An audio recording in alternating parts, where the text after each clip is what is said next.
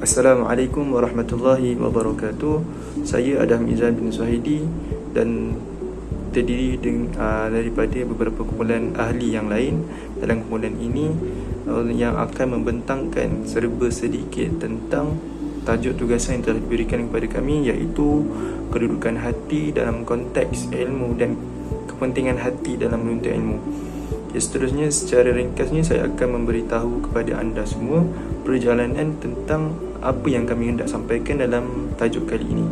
Yang pertamanya, secara kasarnya adalah kumpulan kami akan membentangkan dan menerangkan apa itu hati, apa itu hakikat sebenar hati yang dituntut dalam Islam, yang diberitahu dalam Islam. Kemudian sifat-sifat hati. Seterusnya adalah hubungan hati dengan ilmu, dan punca kenapa kita ni sukar untuk memahami dan menerima sesuatu ilmu itu, sama ada ilmu berkaitan dengan agama ataupun ilmu berkaitan dengan kehidupan kita sehari-harian. InsyaAllah pembentangan yang lebih detail akan diterangkan oleh rakan-rakan saya yang seterusnya. Wallahu a'lam. Bismillahirrahmanirrahim. Assalamualaikum warahmatullahi wabarakatuh. Nama saya Nur Hazirah binti Azan, nombor matrik 054713. Hari ini saya akan membentangkan mengenai pengenalan serba sedikit. Hati seumpama raja kepada seluruh anggota badan yang merupakan tentera yang patuh dan taat setia kepada raja. Kedudukan hati atau raja adalah bergantung kepada pemerintahannya kepada seluruh tenteranya. Sekiranya baik raja tersebut, maka baiklah orang bawahannya. Untuk penjelasan lebih lanjut, perumpamaan ini ialah hati ini merupakan pusat utama kepada dalam tubuh kita, kepada seluruh anggota badan kita, yang mengawal tingkah laku kita, yang mengawal fikiran kita dan sebagainya. Jika baik hati seseorang itu, maka akan baik jugalah tingkah laku seseorang itu. Dan jika buruk hati seseorang itu, maka buruk jugalah tingkah laku seseorang itu.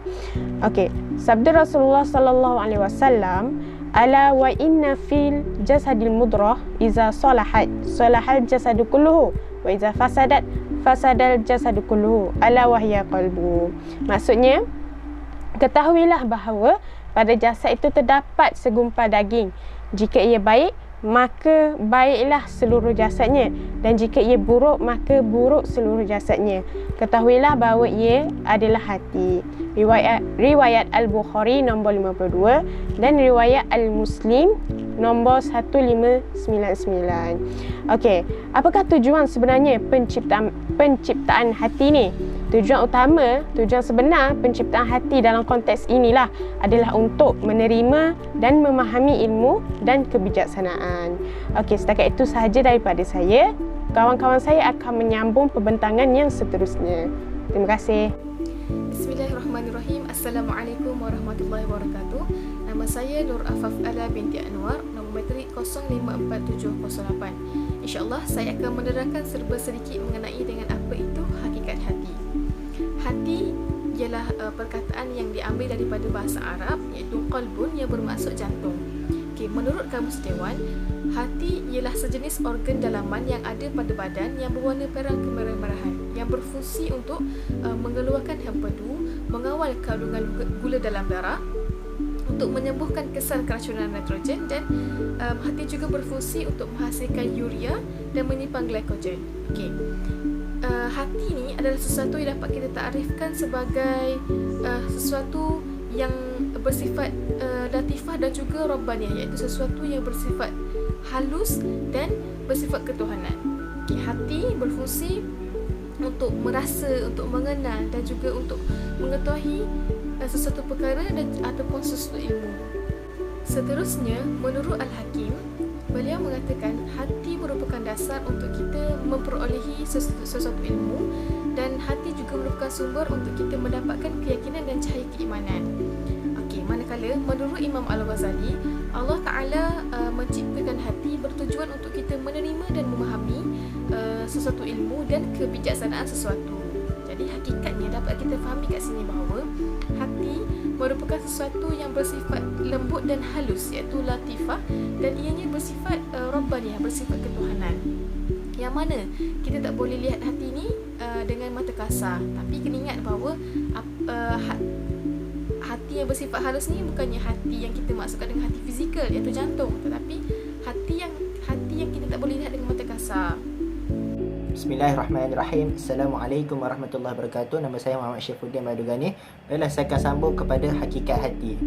Baiklah, secara umumnya At-Tirmizi menjelaskan bahawa hati merupakan sebuah nama umum yang meliputi maqamat batin, yang meliputi bahagian luar dan bahagian dalam hati. Menurut Al-Hakim At-Tirmizi dalam kitabnya Bayan Al-Farqu Baina As-Sadr Al-Qalbu wa Al-Lub, hati ini dia terbahagi kepada 4 maqamat, iaitu As-Sadar, Al-Fu'ad, Al-Lub, dan keempat maqamat ini berkaitan dengan cahaya ilahi. Baiklah, maqamat yang pertama adalah As-Sadr. Di dalam hati, As-Sadr berada dalam kedudukan yang paling luar, dan ia adalah kulit terluar dari hati. As-Sadr merupakan kawasan berlakunya rasa ragu-ragu dan was-was. Kerana pada posisi paling luar inilah As-Sadr juga merupakan pintu masuk bagi sifat-sifat sebelum jadi manusia, seperti syahwat, kemahuan dan lain-lain. Yang seterusnya adalah Al-Qalbu. Al-Qalbu, sifat buta dan melihat bagi hati terdapat dalam Al-Qalbu ni, dan bukannya dalam As-Sadr. Allah Subhanahu Wa Taala telah berfirman dalam surah Al-Hajj ayat 46. Mafhumnya, kerana sesungguhnya mata itu yang buta, tetapi yang buta bukanlah mata itu yang buta, tetapi yang buta itu adalah hati yang terletak dalam dada. Al-Qalbu merupakan sumber bagi kekuatan ilmu. Al-Qalbu juga merupakan tempat bagi cahaya iman yang memberikan keyakinan, ilmu dan niat. Baiklah, yang seterusnya adalah Al-Fu'ad. Al-Fu'ad adalah makam ketiga. Makam ketiga, dia merupakan sumber atau tempat marifat. Artinya Al-Fu'ad ini adalah tempat ketika mana ilmu Al-Qalbu dan marifat dia bersatu. Maka yang terjadi adalah sesuatu yang pada mulanya gaib atau sesuatu yang mulanya sama-sama atau abstrak, dia menjadi jelas dan terang. Yang terakhir, makam yang terakhir adalah Al-Lub. Baiklah, makam yang terakhir dan paling utama adalah Al-Lub ni, dia terletaknya pada punca tingkatan yang paling teratas dan teraman dalam hati. Dia tempat bagi cahaya tauhid dan cahaya penyiasan yang tunggal. Baiklah, ada beberapa pendapat yang mengatakan bahawa Al-Lub ni adalah akal, tapi sebenarnya bukan. Dia cahaya akal dengan cahaya hati ni adalah dua benda yang sangat beza, di mana cahaya hati ni dia lagi terang daripada cahaya akal, seperti mana matahari yang sangat terang berbanding dengan cahaya lampu. Baiklah, itu sahaja daripada saya. Wallahualam. Assalamualaikum warahmatullahi wabarakatuh. Baiklah, seterusnya kita akan masuk pada sifat hati. Menurut Al-Ghazali, hati ni dia bersifat dengan sifat yang tidak tetap dan sentiasa berbolak-balik di antara kebaikan dan kejahatan. Kalau kita tengok daripada hadis daripada Anas bin Malik radhiyallahu anhu berkata, adapun Rasulullah sallallahu alaihi wasallam banyak membacakan, wahai zat yang membolak-balikkan hati, teguhkanlah hatiku agar ia berada di atas agamamu. Kemudian aku pun bertanya, wahai Rasulullah sallallahu alaihi wasallam, kami beriman kepadamu dan kepada apa yang kamu telah bawa. Lalu apakah kamu masih bimbang kepada kami? Baginda sallallahu alaihi wasallam menjawab, ya, kerana sesungguhnya hati manusia itu berada di antara dua jari daripada jari-jari Allah Subhanahu Wa Taala, yang mana dia akan membolak-balikkannya mengikut kehendaknya.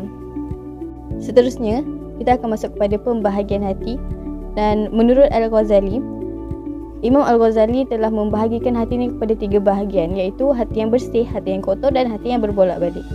Jadi yang pertama, hati yang bersih ni adalah hati yang terbina dan dibangunkan atas dasar keimanan dan ketaatan kepada Allah. Dan hati jenis ini dia tak akan mudahlah untuk terpedaya dengan tipu helah dan bisikan syaitan.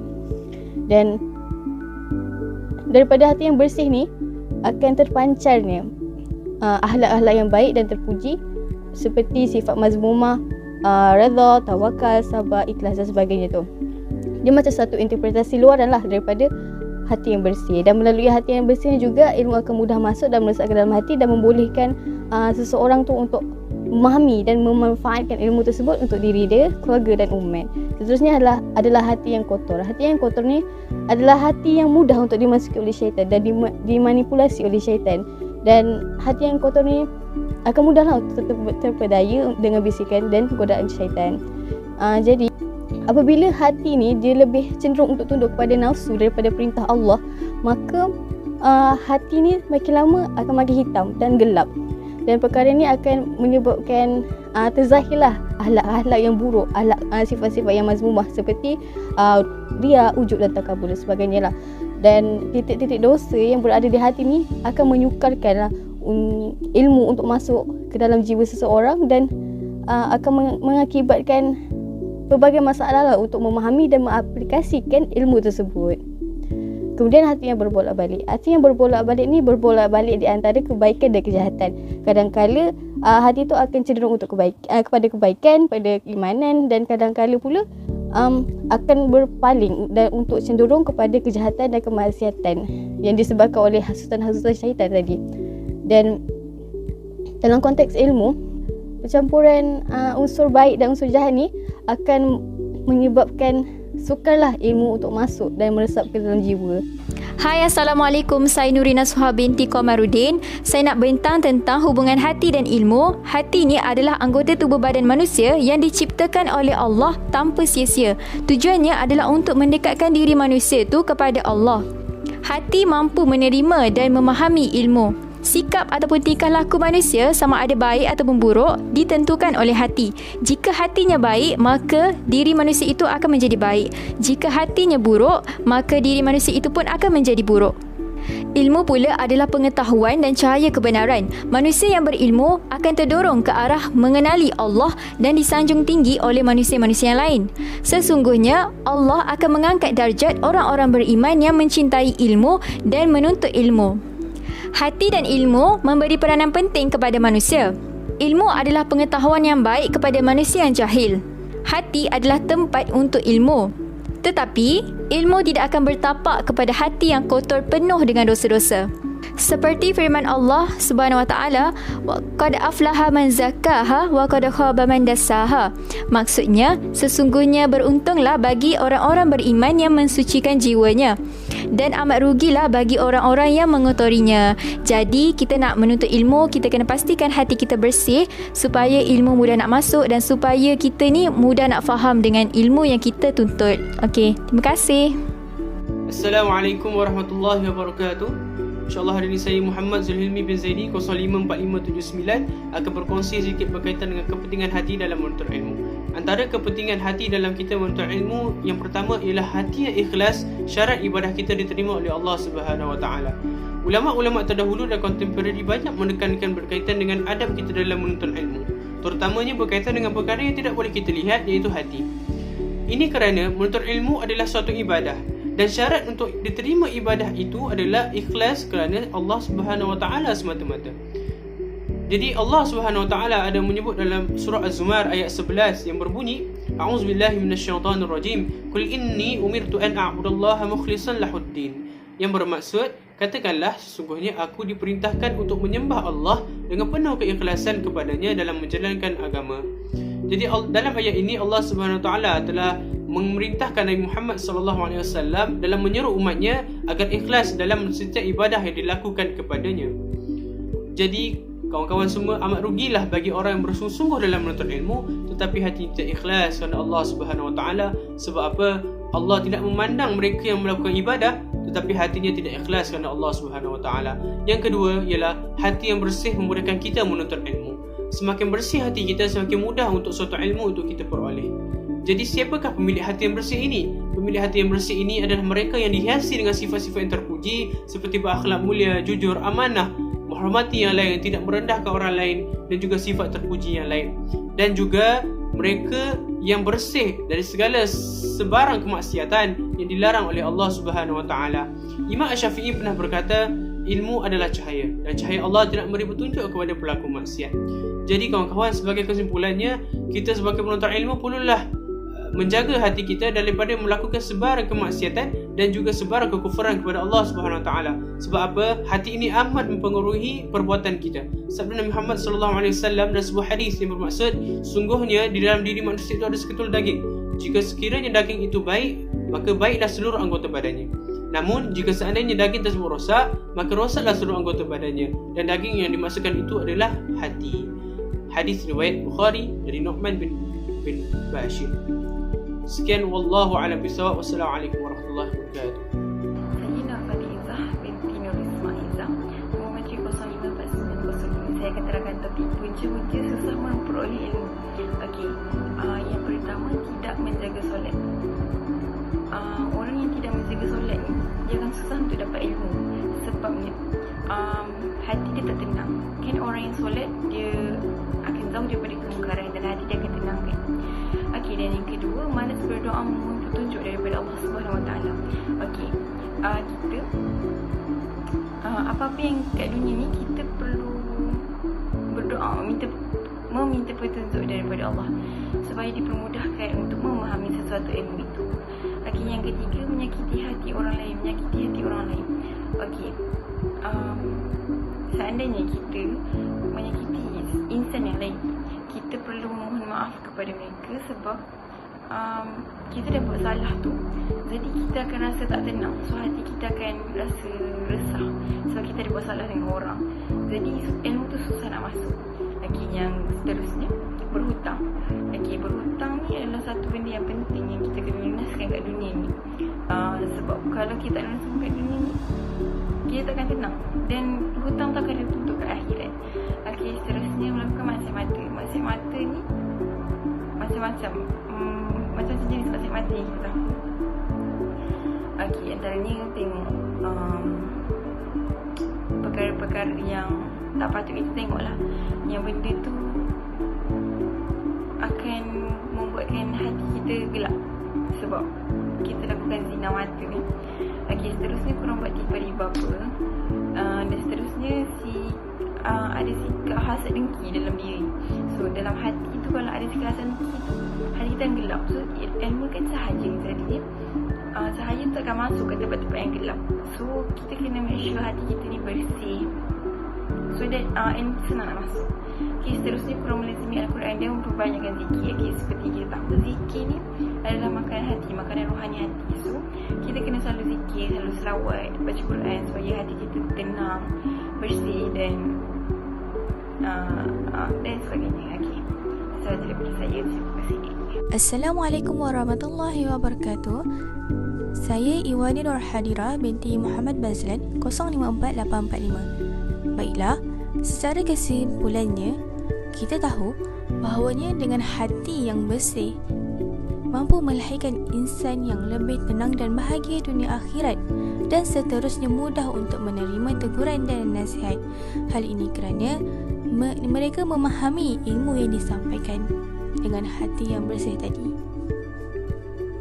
Baiklah, yang kedua, hati yang bersih juga mampu mengubah seseorang menjadi lebih baik. Kerana apa? Kerana mengenali bahawasanya dengan ilmu itu mampu menjaganya daripada melakukan perkara-perkara yang sia-sia. Sebagai penuntut ilmu, kita memulakan kesabaran yang tinggi bagi menepis segala godaan syaitan maupun hasutan yang mendorong kita ke arah kemungkaran dan maksiat. Hal ini kerana apabila hati menjadi gelap, susah untuk kita menerima ilmu dan seterusnya menyebabkan kita lalai dalam kehidupan. Itu sahaja daripada saya. Wallahu a'lam bishawab. Sekian, terima kasih.